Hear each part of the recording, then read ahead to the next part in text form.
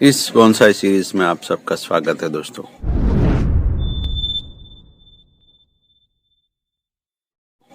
यहाँ आप देखते ही पहचान जाएंगे कि यहाँ कुछ हो रहा है प्लांट में। यहाँ का कलर अलग है और यहाँ से ऊपर का कलर अलग है। तो मैंने ये ऑब्जर्व किया है कुछ सालों में कि विंटर के दौरान प्लांट में लीफ अच्छे नहीं निकलते, यानी जल्दी ग्रो नहीं होता, पर इसका स्टेम जबरदस्त तरीके से ग्रो होने लगता है। इसके सबूत है ये स्ट्रेच मार्क जैसा हो रहा है ये, और ये मोटा होने लगा है दोस्तों, देख सकते हैं। यहाँ भी धीरे धीरे स्ट्रेच मार्क बढ़ रहे हैं। तो विंटर के दौरान भले ही प्लांट लीफ में या कैनोपी में ग्रोथ कम कर देता है, थोड़ा कम ही हो जाता है, बट उसका स्टेम ग्रो करने लगता है दोस्तों। तो बात आती है फर्टिलाइजर की। किसी ने सवाल किया था कि एनपीके दे सकते हैं क्या। तो दोस्तों एनपीके मैंने ट्राई भी किया, मुझे अच्छा नहीं लगा, और नर्सरी वालों का भी कहना है कि इससे मिट्टी खराब हो जाती है। कि क्या है, मगर मैं रेगुलर नहीं रह पाता, और हमारा जो यहाँ कॉन्सेप्ट है वो बजट बोनसाई, ज़्यादा खर्चा नहीं करते हम। तो मुझे तो घर से मिल जाता है काउडक फर्टिलाइजर या फर्टिलाइजर के बल्ब इस तरह के। हमारे यहाँ एक बड़ा सा गड्ढा होता है घर पे, और इसी में सभी एनिमल मैन्योर डालते रहते हैं। तो वहाँ ये सड़ जाता है एक गड्ढे में। उसका टेम्परेचर बहुत ज़्यादा होता है दोस्तों। उस गड्ढे का अगर हम खुदाई करेंगे तो अंदर से धुआं निकलता रहता है, इतना ज़्यादा टेम्परेचर हो जाता है। तो वहाँ ये जल्दी से डिकम्पोज हो जाता है, और इस तरह बल्ब के रूप में मुझे मिलता है। और ये पूरा बल्ब ही आज मैं यहाँ दबा दूंगा कुछ कुछ टुकड़े करके कहीं कहीं। तो ये मेरा आजमाया हुआ है। तो इस तरह अगर हम कहीं कहीं दबा के भी दिखाता हूँ मैं।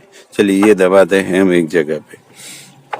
तो एनपीके से मिट्टी खराब होती है ऐसा मुझे कहा गया, तो अब मैं वो नहीं देता। तो यहाँ खुदाई करनी है थोड़ी सी, इसी बहाने यहाँ गुड़ाई भी हो जाएगी। तो यहाँ हमने कर ली गुड़ाई, और इसी में ये बल्ब डाल दिया। अब जब भी हम उसको पानी देंगे तब ये जो बल्ब है उसी में से धीरे धीरे स्लोली न्यूट्रिएंट्स निकलते रहेंगे और प्लांट एब्सॉर्ब करता रहेगा दोस्तों। ऐसा मैं 3-4 जगह पे कर लेता हूँ। ताज़ा गोबर कभी भी ना दे दोस्तों, ताज़ा गोबर नहीं देना। उसको डिकम्पोज हो जाए उसके बाद ही हम इस तरह, कई सारी चीज़ें मिली हुई होती है यहाँ, घास फूस से लेकर सब कुछ होता है। तो कहीं कहीं मैंने दबा दिया है जिससे इसमें फर्टिलाइज होता रहेगा दोस्तों। उपले भी कुछ लोग करते हैं, पर वो मैं नहीं करता। मुझे यही मिल जाता है। उपलों को कुछ दिन लोग पानी में भिगो के रखते हैं, फिर दे सकते हैं, पर मुझे यही अच्छा लगता है। अगर आप उसको इस तरह दबा दबा के कब दे पाएंगे। इससे अच्छा ये भी है कि आप कुछ बल्ब पानी में डुबो दीजिए, कुछ दिन रखिए, 3-4 दिन, और फिर वो पानी 5 लीटर में आप एक बकेट यानी आधा लीटर करके उसको डाइल्यूट करके सभी पौधों में कुछ कुछ दिनों में देते रहिए, तो भी प्लांट में फर्टिलाइज होता रहेगा।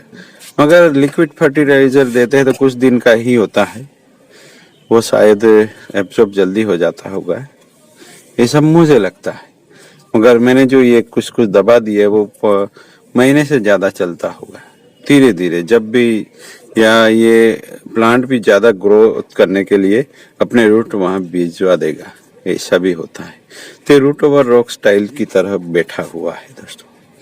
तो मैं ज़्यादा केमिकल फर्टिलाइजर इस्तेमाल नहीं करता, और करता ही नहीं हूँ मैं फंगिसाइड के सिवा ज़्यादा। अब मैंने सोच लिया है, पिछले ईयर मैंने बॉन मिल भी मंगवाया, सीवीड एक्सट्रैक्ट भी, वो सब मिला के मैंने सोइल मिक्स बनाई, इसमें नीम खली भी थी, मगर वहाँ भी प्रॉब्लम आया मेरा, और प्रेमना के पत्ते कुछ मोटे से होने लगे और इतना अच्छा रिजल्ट नहीं मिला।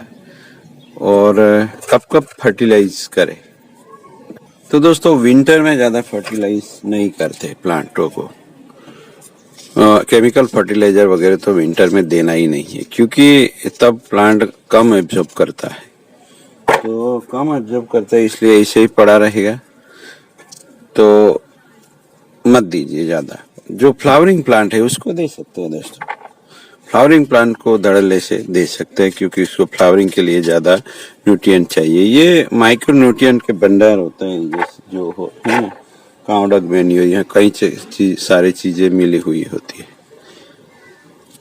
तो एज ए माइक्रो न्यूट्रिएंट भी ये वर्क करता है। कहीं कहीं दबा देता हूँ, तो विंटर में नहीं करना है। ये स्लो रिलीज का काम, स्लो रिलीज फर्टिलाइजर है, तो मैं दे रहा हूँ अभी भी विंटर में। ये वैसे फ्लावरिंग प्लांट भी है, किसी में भी दे सकते हैं ये चीजें, मगर जो केमिकल फर्टिलाइजर है वो विंटर में नहीं काम आता और बारिश के दिनों में भी नहीं काम आता, क्योंकि आप देंगे और वो बह के चला जाएगा। यहाँ कुछ अनवांटेड चीजें वो मैं निकाल देता हूँ। इसका बोनसाई भी बढ़िया बनता है। ये कार्बोना है दोस्तों, बस एक बार स्टाइल कर दिया और उसको नर्चर करते रहे, ये अपने आप में बढ़िया सा प्लांट है। तो कब देना है वो भी मैंने बता दिया है दोस्तों। जब गर्मी स्टार्ट हो जाए तो फर्टिलाइज करते रहिए प्लांट को। जैसे जैसे ठंडी चालू होती है आप फर्टिलाइजर कम कर दीजिए प्लांट को धीरे धीरे। तो गर्मी है तो प्लांट को ग्रो करना है, और ग्रो करना है तो उसको न्यूट्रिएंट चाहिए, तो इसलिए उसको जैसे जैसे गर्मी के साथ चलिए दोस्तों, गर्मी के साथ चलना है फर्टिलाइजर में। जैसे गर्मी बढ़ी फर्टिलाइजर का डोज थोड़ा सा बढ़ाया, जैसे ठंड आने लगी फर्टिलाइज कम कर दिया। ये बढ़िया है, ये सोच ऐसे ही चलना है। प्लांट भी ऐसे ही चलते हैं दोस्तों, पर मैं जाता केमिकल फर्टिलाइजर में नहीं जाता, और रेगुलर भी नहीं रहता। मैं कभी याद आया तो मैंने दे दिया, नहीं तो मैं तो विंटर में जब स्प्रिंग में जब रिपोर्टिंग करते हैं तो मैं भर के देता हूँ। ये सोइल मिक्स में हमारा 30 से 40% तो रहता है हमारा ये एनिमल मैन्योर, और ब्रिक बाइट रहता है। मिट्टी तो बहुत कम रहती है, वो भी 3-4 गांवों से लेके आता हूँ मैं, तो उसमें भी माइक्रोन्यूट्रिएंट ऐड हो जाते हैं। तो फिर ग्रोथ तो उसी से होता रहता है। फिर धीरे धीरे जब आपको लगे एक ग्रोथ मैच्योर हो गया और दूसरी बार ग्रोथ की जरूरत है, डिफोलिएशन करके भी आप उस वक्त दे सकते हैं 2-3 महीनों के बाद, यानी मार्च के बाद जून जुलाई में उधर दे सकते हैं। फिर तो बारिश आ जाएगी, बारिश के पानी से ही चलता रहता है। फिर भी आपको लोगों को लगता है कुछ फर्टिलाइजर चाहिए तो कुछ बल्ब चूरा करके भी दे सकते हैं। इस तरह से चलता रहता है। फिर गुजरते मानसून के साथ सब वॉश आउट हो जाता है, तो कुछ फ्रेश सॉइल मिक्स अक्टूबर आने से पहले आप दे सकते हैं।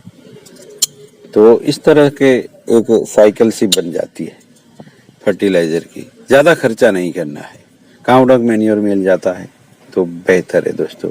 ज्यादा कुछ एक्स्ट्रा चीजें होती है जो लोग दिखाते रहते हैं कि वेस्ट डिकम्पोजर है उसका इस्तेमाल करिए, वो भी अच्छा है, मगर उसमें हम कंटिन्यू नहीं रह पाते। मैंने भी ट्राई किया, मैं कंटिन्यू नहीं रह पाया, क्योंकि वो खराब होता है, उसकी स्मेल भी आती है वगैरह में। बहुत किचन वेस्ट में भी मुझे नहीं लगता कि वो बिना स्मेल के पॉसिबल है।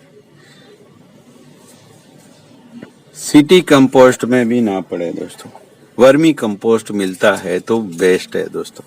मिलावट तो सब में है, मगर सिटी कंपोस्ट में शायद मुझे इतना अच्छा ना हो ऐसा लगता है, क्योंकि फंगस का या कुछ ना कुछ तो होगा दोस्तों, एसिडिक हो सकता है। तो वर्मी कंपोस्ट मिल जाता है, काउडक मैन्योर या एनिमल मैन्योर नहीं मिलता है, तो फिर सिटी कंपोस्ट के साथ मत चले जाइए। क्योंकि हमारे यहाँ खेतों के लिए लाए थे, उसका रिजल्ट इतना अच्छा नहीं था। तो फर्टिलाइजर जितना नेचुरल रखेंगे उतना अच्छा रहेगा। पता नहीं, मैंने तो वो एंजाइम भी बनाए हैं, बट इसका इस्तेमाल मुझे कैसे करना है मैं करके देखा, मुझे कोई इतना अच्छा रिजल्ट नहीं मिला है।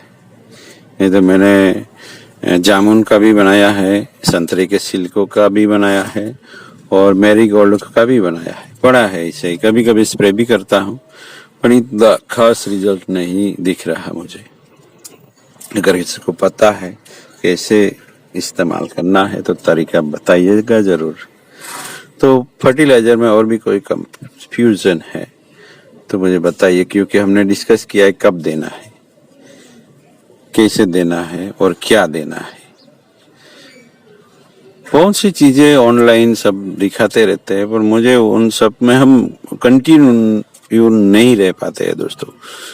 तो जो मिलता है इजीली उसी के साथ रहिए और इसी तरह वर्क करते रहिएगा। Thank you for watching. अगर फिर भी कोई उलझन हो, सवाल जरूर कीजिएगा। मिलते हैं। Thank you for watching.